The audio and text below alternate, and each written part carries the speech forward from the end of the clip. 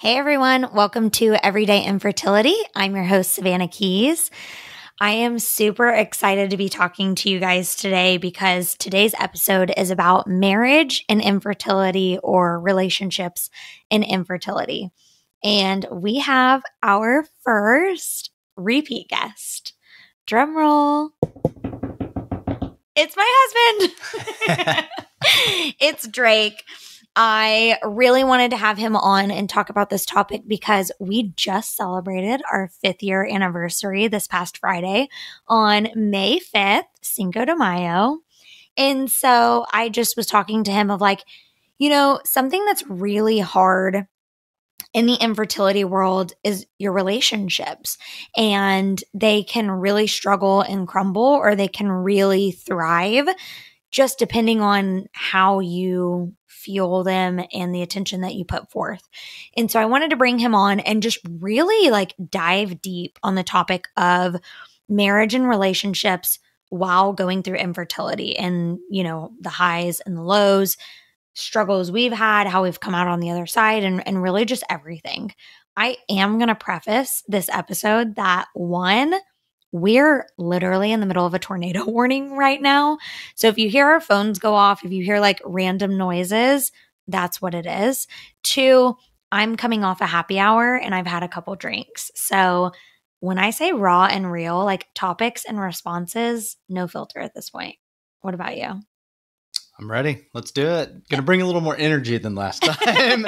I was under the weather last time. You were nervous. Yeah, nervous, hungover. So I'm completely sober and ready to roll. So anyway, sorry guys. So our first episode, it is funny because we were driving back from Texas, I think. Yeah, it was Texas. And I didn't know you were hungover, but that's funny to know. And I thought you always have to drive. Yeah, I think you were tired, but I thought you were just being really stoic and serious. And I remember you listened to the episode back and you were like, wow, I'm so boring. I'm so serious. I had literally no energy. What the heck? And so I joked. I was like, well, this time around, I've had a couple drinks, so I'm going to be bouncing off the walls all over the place. You're going to hold the fort down. No, I'm sure they can feel the energy coming from you. All right. So talking about marriage and infertility, I think, and I don't want to say marriage and infertility because there's a large amount of people going through infertility and going through fertility treatments that aren't married. So when I say marriage and infertility, I am just wrapping relationships as a whole into that. But one thing that I think everyone knows if they're honest with themselves is marriage is hard. Marriage is not a cakewalk. You live with someone day in, day out. You spend so much time with them.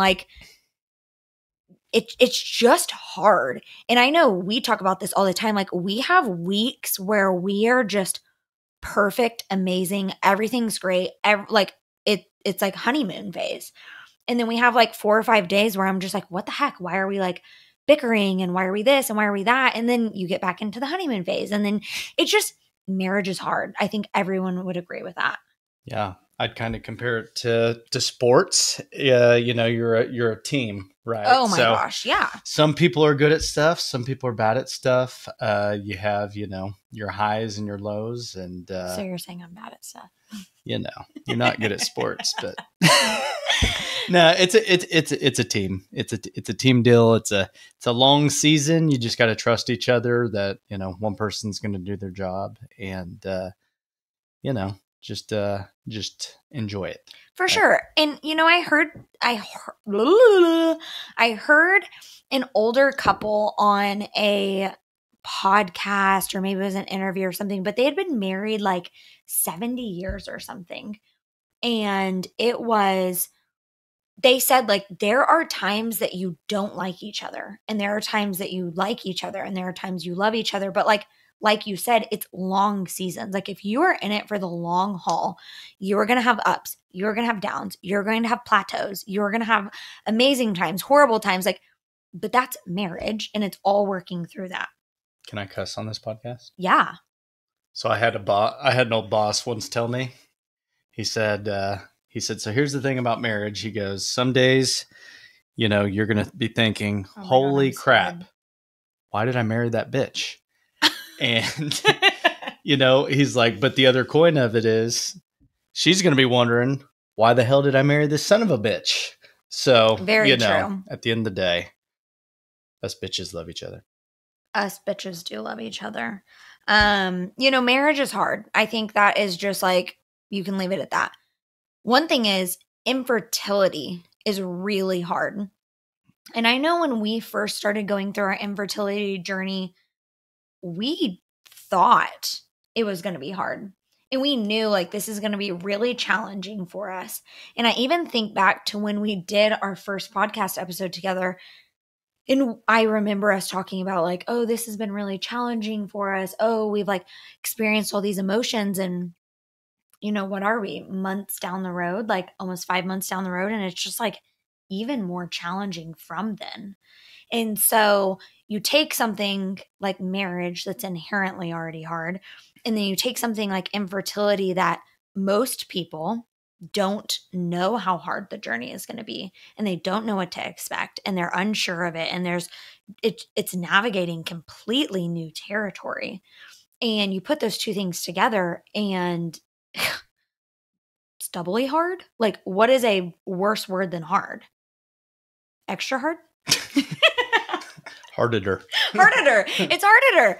And so, when I set out to record this episode, I just looked up a couple stats. And if you all listened to last week's episode on National Infertility Awareness Week and the update about my tube removal surgery, I talked a little bit about how National Infertility Awareness Week for me has always been 1 in 8 couples.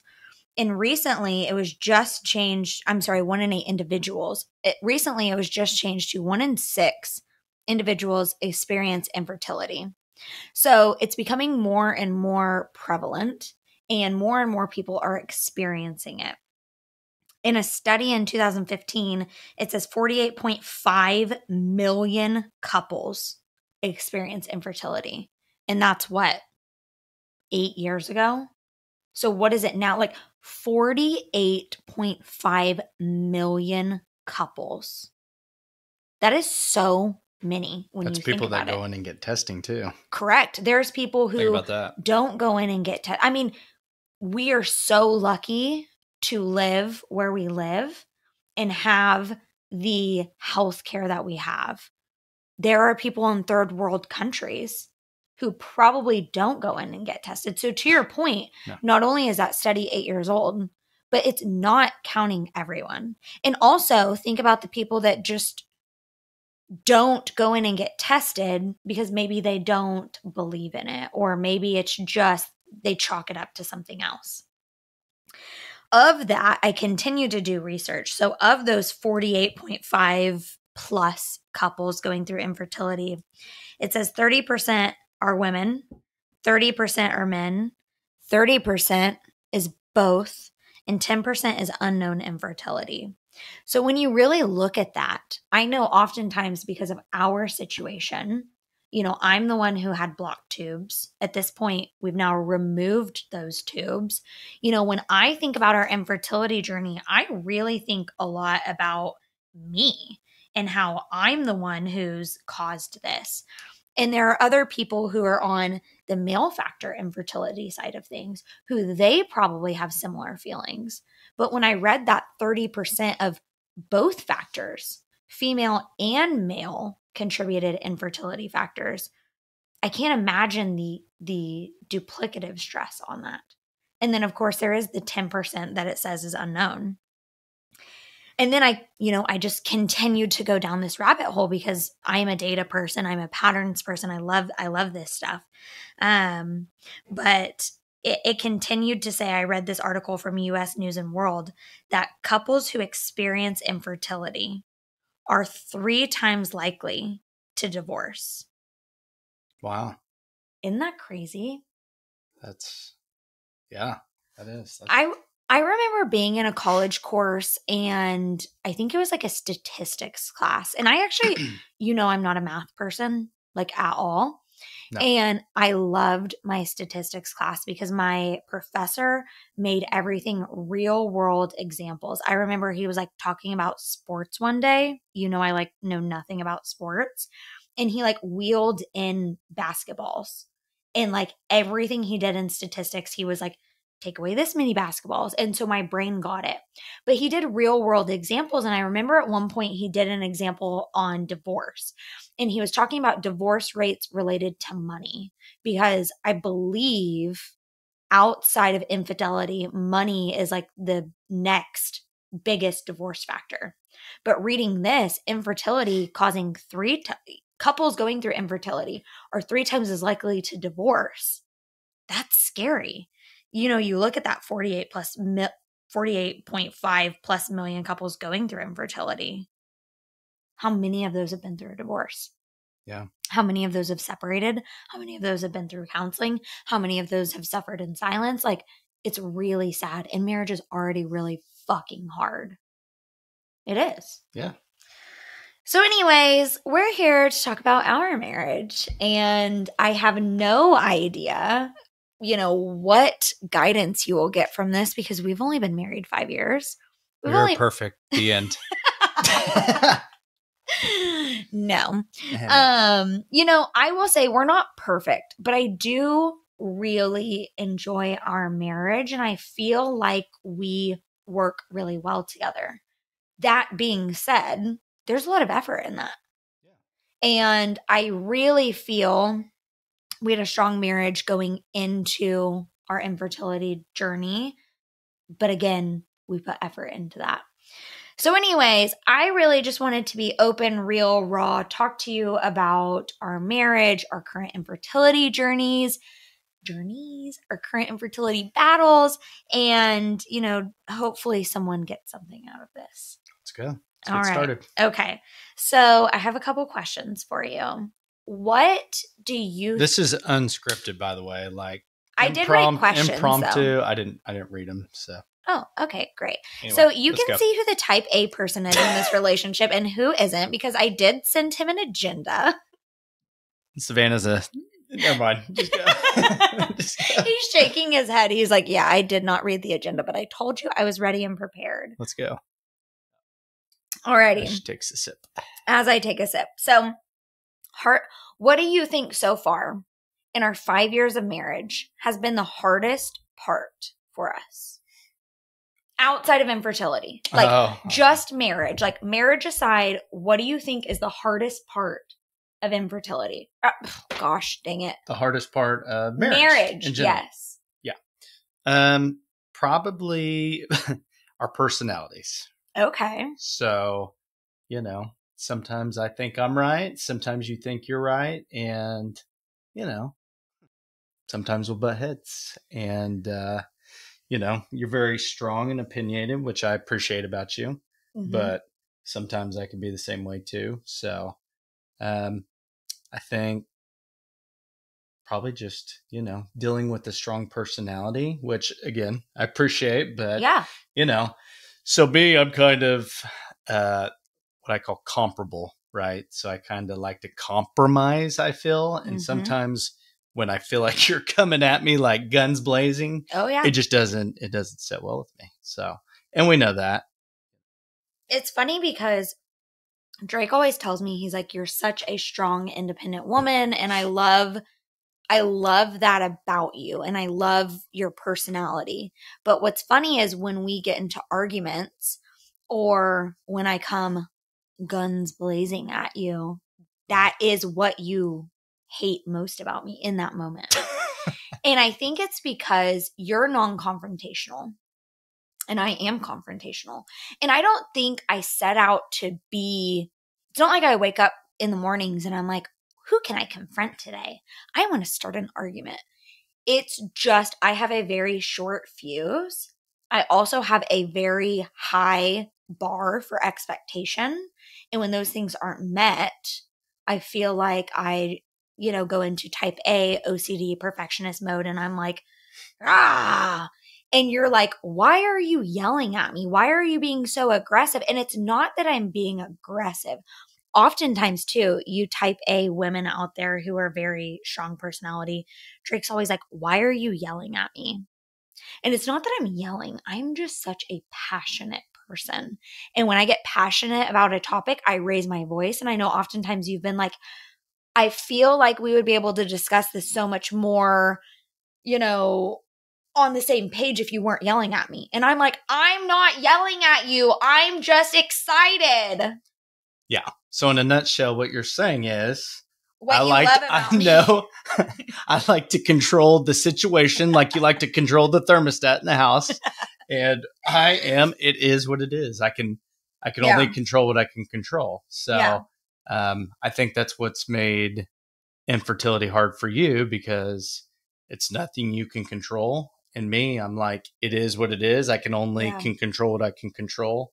So I think you have to, if you do have a spouse that is very controlling, it's all understanding and communicating. So what I mean by understanding is I know who you are and I know how to support you. Yeah. And I think that's what makes a good team. Like I said, you know your roles. So I know that, you're going to have days where you're pissed off because you can't control it. And I'm going to be understanding and not give you a hard time about it. No, for sure. Before we get into the infertility piece, I think the hardest part of marriage for me so far has been, and it does relate to the infertility piece, but you know me, like when we first met, I was like, here's kind of my game plan. And when we got engaged, I was like, all right, we're going to be engaged for 9 months and then we're going to get married. And then we're going to be married for 3 years. And in those 3 years, we're going to travel. We're going to experience life. We're going to do all these things, focus on our careers. And then we're going to have, babies, and we're going to get pregnant immediately. And we're going to have a boy, and he's going to be like the perfect football star. And then we're going to have a girl, and she's going to be this little cheerleader. She does come from a military family. And so on and so forth. And it's like I had this perfect vision of life.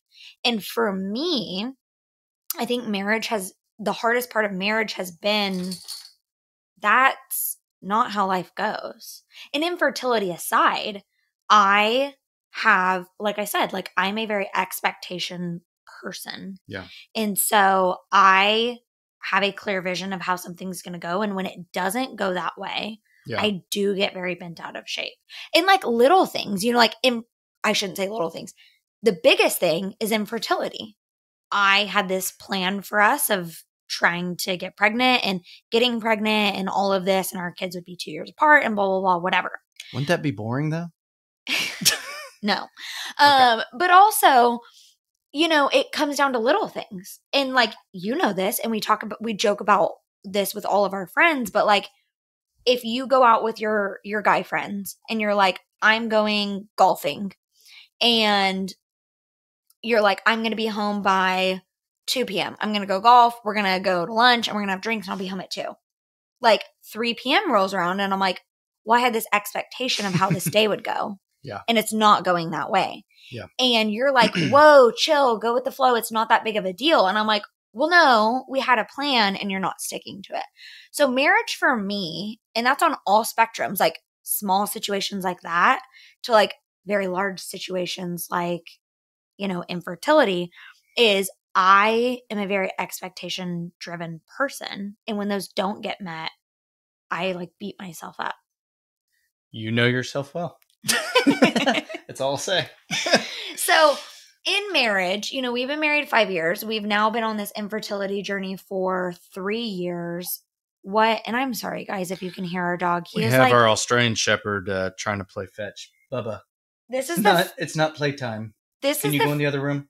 This is the first time I haven't like locked the animals up when we do a podcast and they see like mom and dad in a room together and they're like, it's playtime. So one is down by our feet snoring. Tulsa's playing fetch. You're going to hear like 10 meows at some point in the episode because we have a freaking zoo over here. Finn's on he's all over the cabinets. Oh, okay. Yeah, great. So I can hear him. So this is like my most unhinged episode so far. Like, it's good. Hopefully people like the real and raw zoo of the Keys house. So here we are. Okay. So I asked you the hardest part about marriage so far. What's been the hardest part about infertility so far? It's been 3 years. Mm-hmm. I feel like learned a lot of lessons, but I don't feel like we're done learning lessons. Like so far, what's been the hardest part? I'd say 2 things. I'd say first, seeing the disappointment and the sadness that you've experienced. Yeah. And I hate seeing you like that. And yeah, helpless feeling for sure. So that's definitely number one. Yeah. I would say number two, and this sounds stupid, but I just say, it's just money. But the amount of money we've spent. Yeah. You're like, what could I have done with, $45,000. Like, holy crap, just looking back. Yeah. And it's like also like, we need to do a better job of saving because we didn't even. Anyway. Yeah. So really just those two. But at the end of the day, like, the money, you can't take it with you when you're gone. And True. It's definitely made our marriage a lot stronger Yeah. as well too. But yeah, the hardest part was just seeing my baby sad. So yeah. I think, one thing, and I hope you don't mind me sharing this story, but like we said it earlier, you're very like, it is what it is, like whatever. Not to say you're just completely like, you don't care about anything in life, but also I like, now that I think about it, I say, it's just money. I don't mean that. Like, what am I trying to say? I don't mean that. I think it's a coping like mechanism. It matters because money matters. Coping mechanism, but it's almost like that. I think it's it is what it is matter. Yes. Like, yeah. It's not that you don't care. Like when you say it is what it is, it's not that you're coming from an I don't care situation. You're very much like, I'm presented with this situation, so how do I make the most of it? Yeah. Like that's your personality. Yeah. So. And I think, one thing is, and we've talked about this, which is why you just clarified what you said, but like, I remember the first time that we were talking about how much we've spent on infertility treatment so far.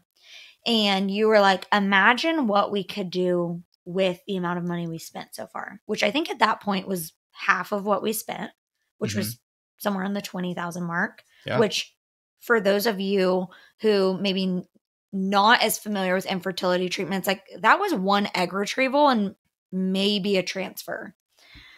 So anyways, I remember, I think we were like in the kitchen and you were like, imagine what we could have done with that money so far. And it was just such a like kick in the gut to me of like, yes, I don't disagree with you, but it was also like I would spend every last dollar we have to have a child. And I know you feel the same. Sure. And so it just kind of was like, what a shitty thing to say. Like we're going through such a hard situation. And like, I couldn't tell if you were coming from like a resentful place or you were like pissed off about the amount of money we spent or annoyed or what. And I know you weren't. No. But in that moment, I was just like, yeah, you're right. We could have done a lot with $20,000 at that point. But like, don't bring it up because it is. And for once in my life, I'm like, it is what it is and we have to pay it. Mm-hmm. And since then, I feel like you've said it like 2 or 3 times after that.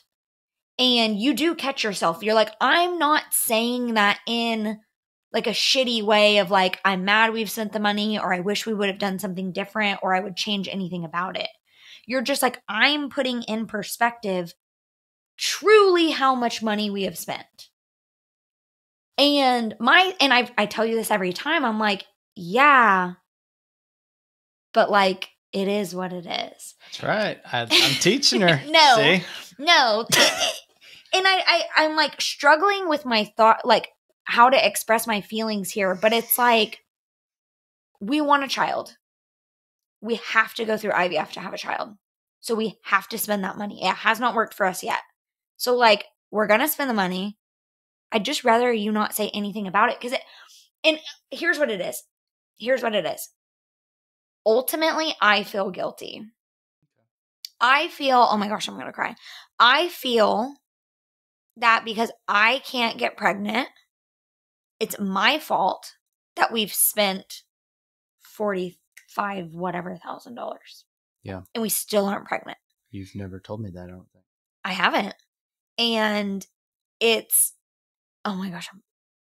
I think it's because like when you say like, oh my gosh, imagine what we could have done with 45 grand. I'm like, yeah, imagine if you were able to get pregnant like everyone else and it wasn't your fault and we didn't have to spend this. Yeah. See, and that's part of the communication piece. Like I'm saying something that comes off ignorant, naive, but I don't mean it in a harmful way. But and I know you don't. And no, it's I'm just saying though. But you telling me, so how you feel from your perspective.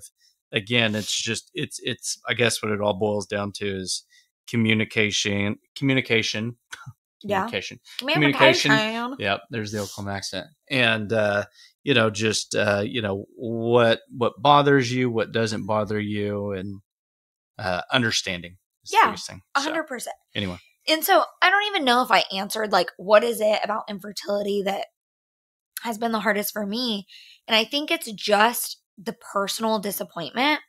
And I've talked about this in so many episodes. I even had a guest on who, Kira, who she is a fertility coach, and she talked about like shame and infertility. And it's like the hardest part for me is like the fact that we can't get pregnant does fall on me, but I have zero control around it.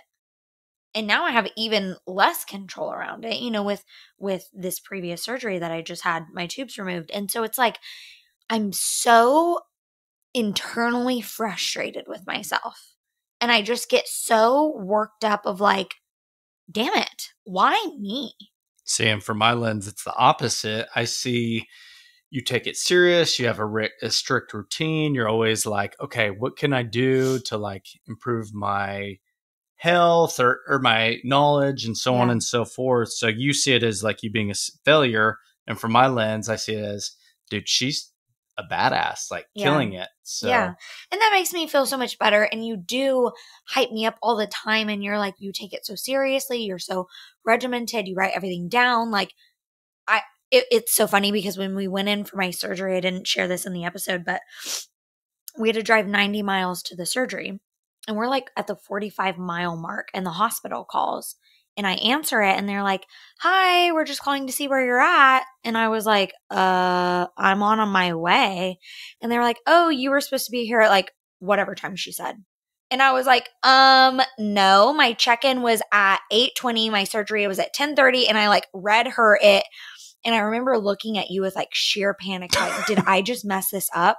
And you mouthed to me, you were like, you never get this wrong. She's never wrong on time. No. She writes every freaking thing down. Yes. I am like, I have papers from like our first round of IVF. So just to wrap everything up, just tell them you were right. I was right. Okay. Yes. Like I was totally right. And they were like, oh, actually, yeah, sorry. So anyways, like the control piece is just something that at the end of the time, like at the end of it, that's always going to be my struggle. I can't control how our fertility journey goes. What is something that you feel I maybe don't understand about your struggle or frustration with fertility?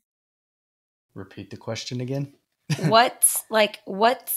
there something that you struggle with, or is there a frustration that you have with our infertility journey that you maybe feel I don't understand?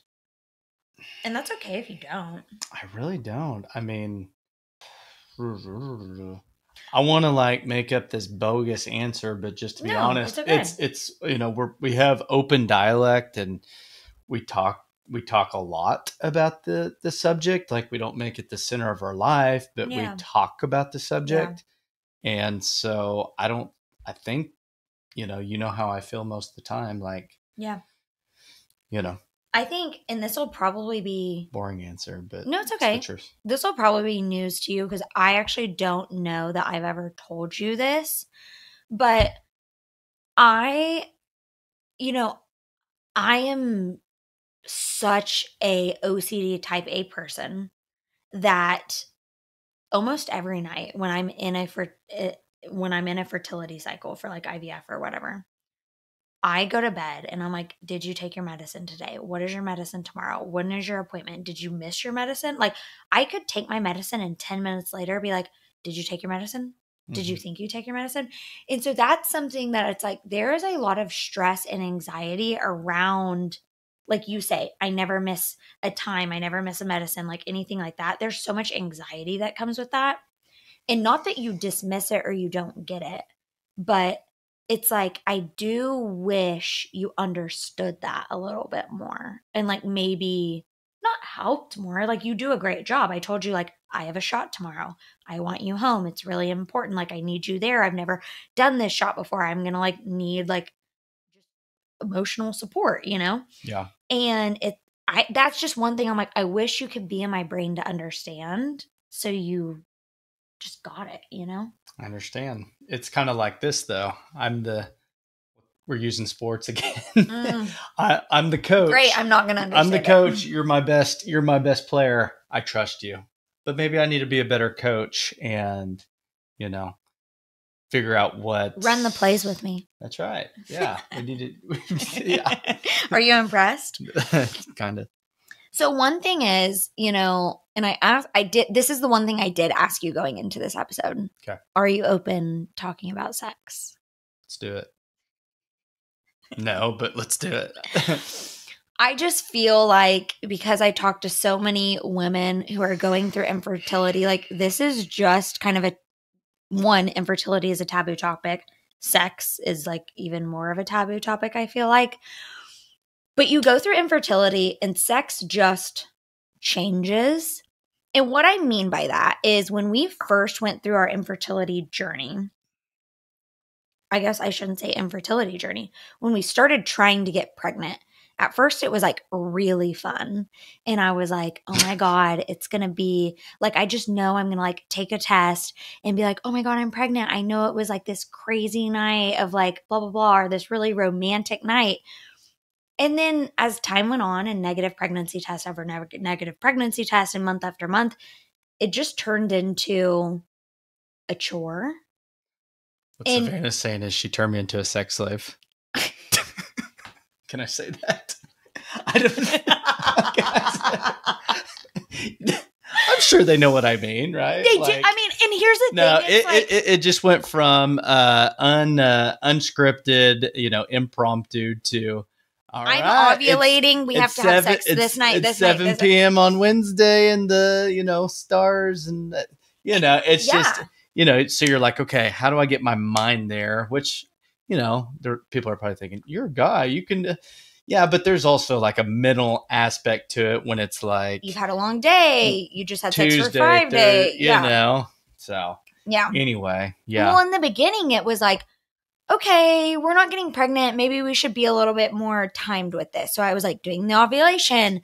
And I even remember, even just in the beginning, before I got like very militant, I would be like, oh, I'm ovulating. And you'd be like, oh, like, let's say you were sick or something. You'd be like, Savannah, I literally have the flu. And I'm like, oh, okay, well, we still need to do it. And when you didn't want to, I would get frustrated because I'm like, this is lessening our chances.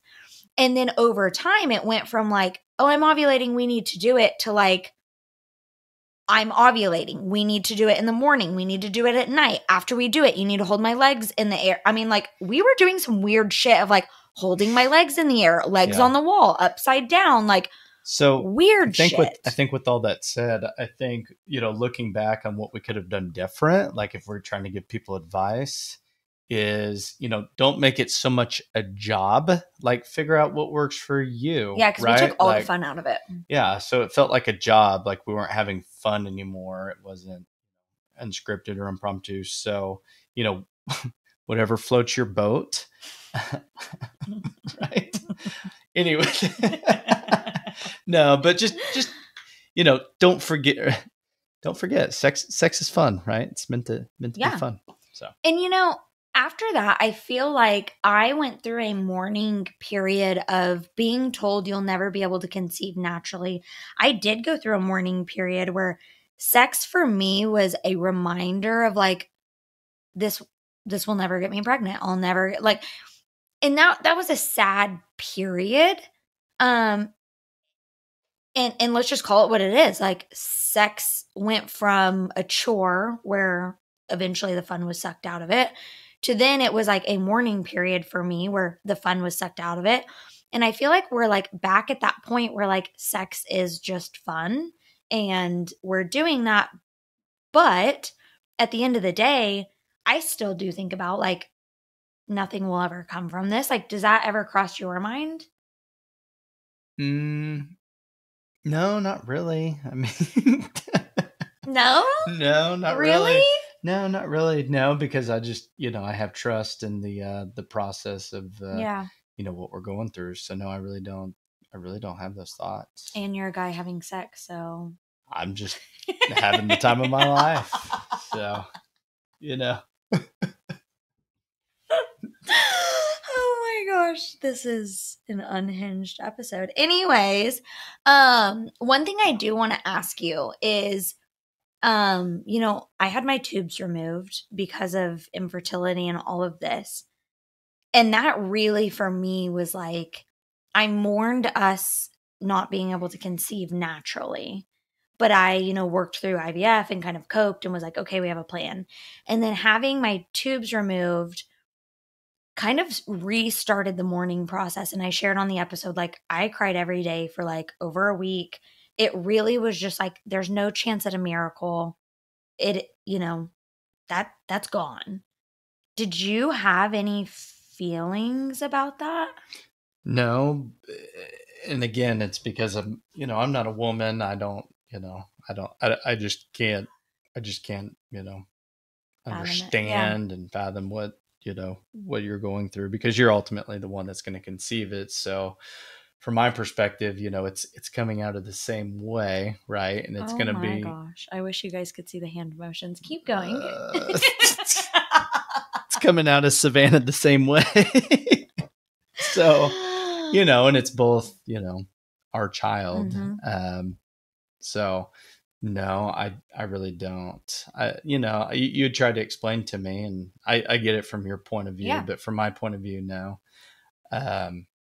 And for those of you, what I tried to explain to him is like, imagine you were told at the beginning, like, hey, you can't conceive because your wife's tubes are, and this is probably like the worst like explanation, but this is how I took it. Like, Drake, you and your wife can't get pregnant naturally because her tubes are blocked. So you might as well just get a vasectomy too. Like, it's just something taken from you. Like, well, maybe we're told we can't do this naturally, but what if, what if, what if? Like maybe there's a miracle in the back of your mind. So, anyways, okay, well, that's interesting to know that you feel that way. So, we talk about marriage being really hard. We talk about infertility being really hard. We also went into this with a really strong foundation, but there's been times that we've both been frustrated with the situation and upset with the situation. And I think for me, you've mentioned a couple times throughout the process that, I'm, I remember the first time you said it, you're like, I'm 31. Don't you think I want to be a dad by now? And now you're 32. And it's like, you're 32. Don't you think you want to be a dad by now? Like, does that at all make you think of our marriage different in any way? our marriage? Yeah. No, because I again, like you're the militant. I want to be A, B, C, D, E, F, G. But me, I'm like, okay, let's enjoy the moment. So, you know, I kind of like, yes, I would love to have a child with you, but I'm trying to enjoy the moments with you as well too, like the good and the bad of life. Because I mean, if we knew what was coming, every moment of our life, what would be the fun in that, right? So That is very true. That is very true. The strong foundation is really important in a marriage and infertility as well. I read those stats at the beginning of the episode. I'm also in a lot of infertility support groups, and I see women and men and, everyone constantly writing about how their marriage and their relationship is struggling and for all of these different reasons. And sometimes it's fueled by money and the fact that infertility, as you've heard, costs an arm and a freaking leg and your partner's arm and their leg. Sometimes it's just the disappointment. Sometimes it's lack of support. There's endless reasons why people struggle in their infertility journey. That being said, I think communication is really important. But there are times where you probably need to lean on someone. I talk to my girlfriends. Do you talk to anyone to let your feelings out or Mainly talk to you, talk to my parents. yeah. Yeah. So just mainly you. Okay. And do you feel like that's enough to I would say this, everybody needs support differently, yeah. right? So I support you in one way, Caitlin supports you in another way, each friend supports you in a different Yeah. way. No, for sure. Each family member supports you in a way. So like for me, all I need really to discuss like this matters with you. Mm-hmm. So yeah. What's the most important part of that communication to you? If something bothers you immediately or something's on your mind immediately, like Mm-hmm. address it right then and there. Yeah. Don't let it linger. But for you, is it me listening to you? Is it me asking you? Because I feel like you do a really good job of maybe I shouldn't even say good job. You are very supportive of me. And you rarely bring up your thoughts and feelings to me. And when you do, you make sure I'm in a really good place too. But are you holding back feelings? Are you holding back communication? No, not at all. So actually, that's funny you said I feel like I can actually support you better. So I feel like just sometimes I'm not doing enough, if that makes sense. So, I guess I like when you come to me for stuff because it makes me Okay. feel more involved. Okay. So, Okay. No, that's good to know. That's good to know. because I can do more, absolutely, but me just being involved is everything. So, yeah. Yeah, no, for sure. People in the infertility world always talk about you have to be realistic in your journey. For us, we're going on round 5, transfer number 4. At some point, we talked in the beginning about how much money we've spent. It's been 3 years. At some point, you may have to call it quits. At some point, you may have to pivot your journey. At some point, you may have to come to terms that this is not what we thought it was going to be when we set out and embarked on it. That is a very pivotal moment in a lot of people's relationships and marriages, as I know. We're not at that point. Mm-hmm. But I think moving forward, we know communication is important. We know continuing to have a strong foundation and, just always being on each other's team, as you said, is important. Mm-hmm. But being really realistic with each other about this journey is equally as important. Yeah. Do you have any thoughts on that? As far as what on the what subject? In terms of I didn't understand the question. I'm sorry. in terms of if we had to like stop at one point. Gotcha. I We've done get you this now. for 12 rounds and we're Yeah. like we physically cannot afford to do it again, or hey, this isn't working, maybe we need to look at fostering or adoption or embryo adoption or surrogacy or whatever. Mm-hmm. Communication is important, foundation is important, but being realistic about your infertility journey is also important. Do you have any thoughts on that? Yeah. I mean, if we need to adopt, then adoption's great. I mean, like I said last episode, I mean, you can give someone a beautiful life, and Yeah. there's a lot of awesome kids out there that deserve to have a chance to have a great life. And change the trajectory of their life. And, I think,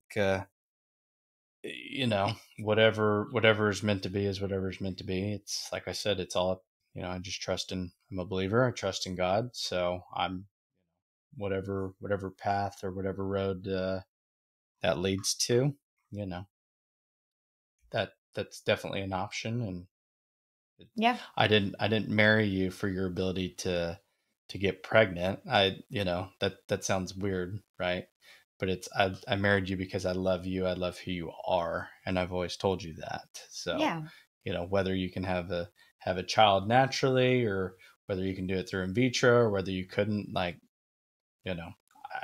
that's not the reason I married you. So Yeah. No. I appreciate that. I think that's important.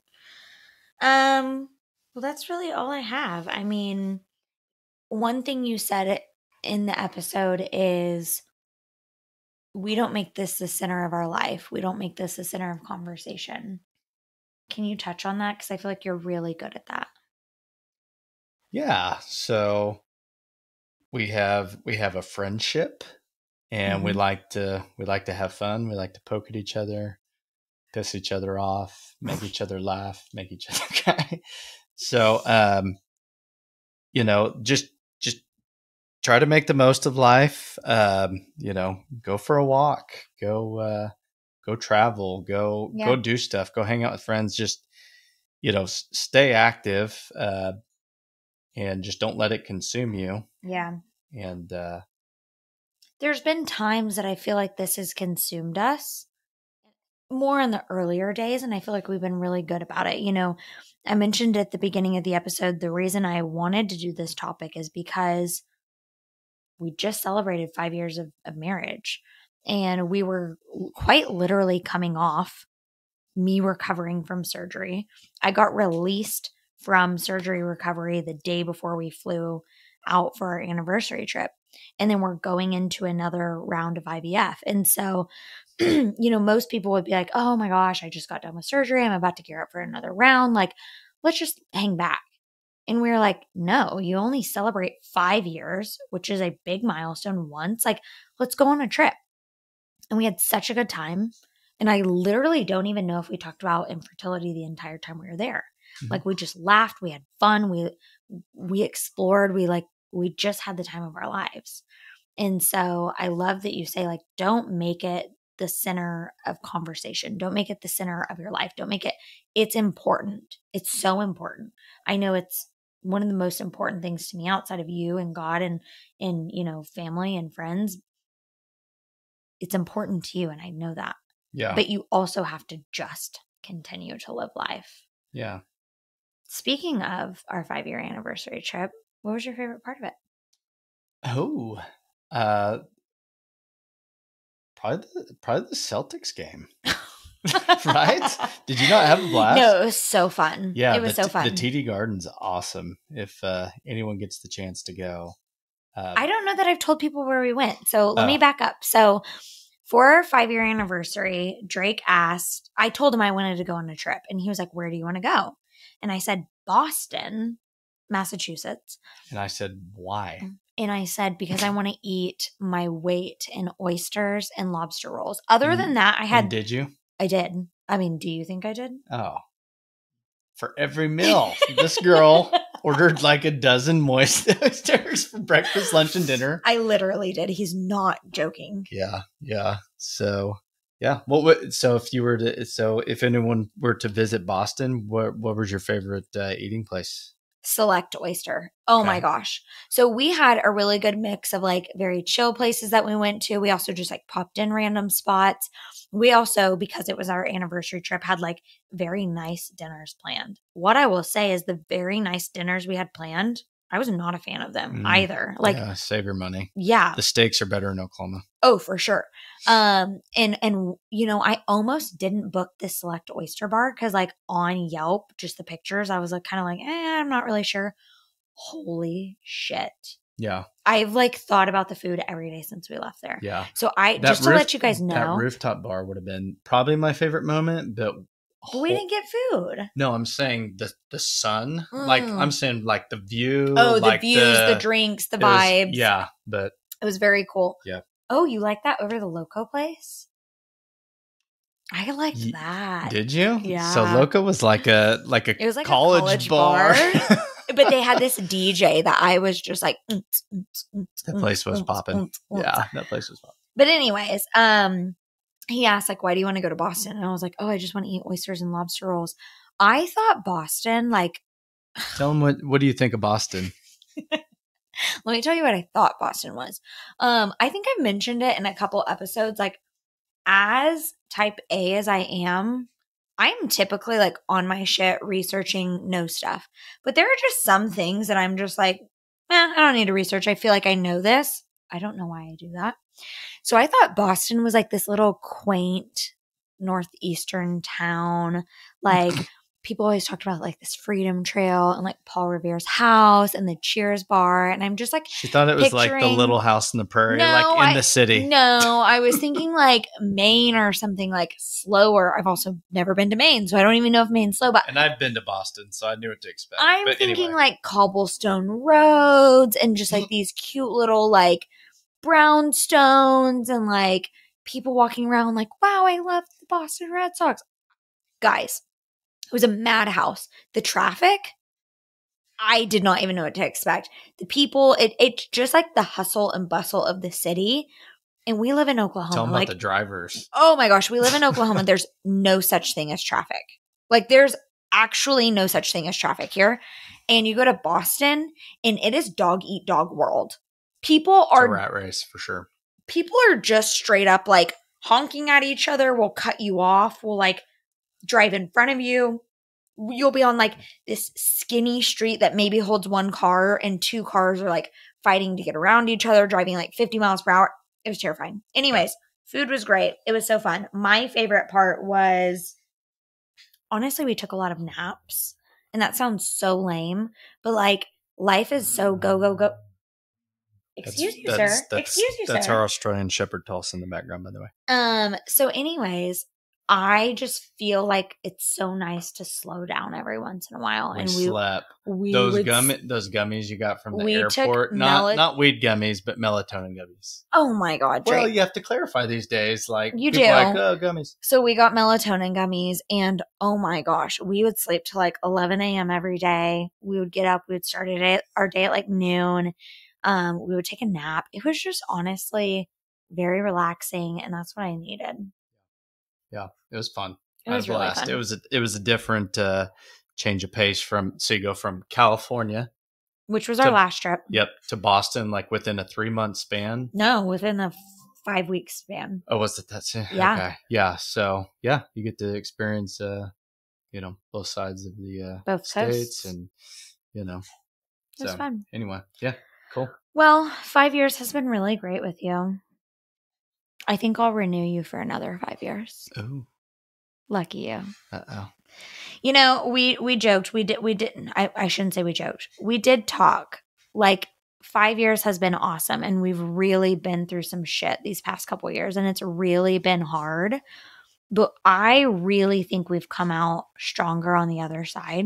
And our marriage, oddly enough, as I say, some people will break, some people will crumble. But I have this newfound respect for you. I've seen this different side of you. I just love you so much more. Yeah, I love you too. I feel like this past year, I think we, and don't take this wrong, but you're not as uptight. You're like just a little more like, okay, like I get this. Like I understand, like, yeah. We've been through a bunch of shit, yeah. And anyway, it's been very I don't want to say fun, but like I guess we just have like an understanding and appreciation for each other, and it's strengthened our marriage. Oh, for sure. I think we had a very strong marriage going into it because we have a friendship, because we love each other. Yeah. But they say like, the marriages that go through the hardest times come out on top. Yeah. And it's like at this point, like whatever you want to throw at us, we've got it. Like that will be a T-ball game compared to what we're going through. That's right. Bring it on. Mm-hmm. Let's run through the mud, baby.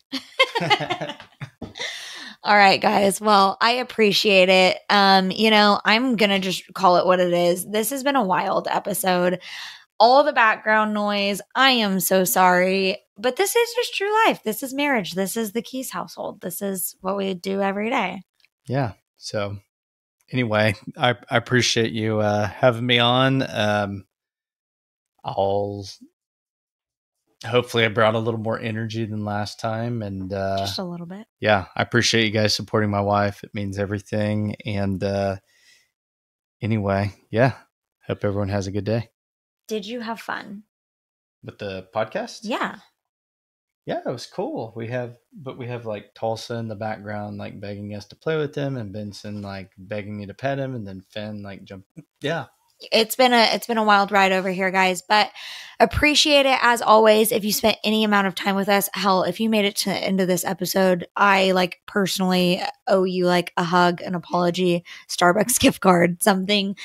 As always, feel free to reach out to me. You can reach me by email at everydayinfertility@gmail.com. You can also reach out to me on Instagram at everydayinfertility. We will see you guys next week. Always appreciate it. Thank you so much.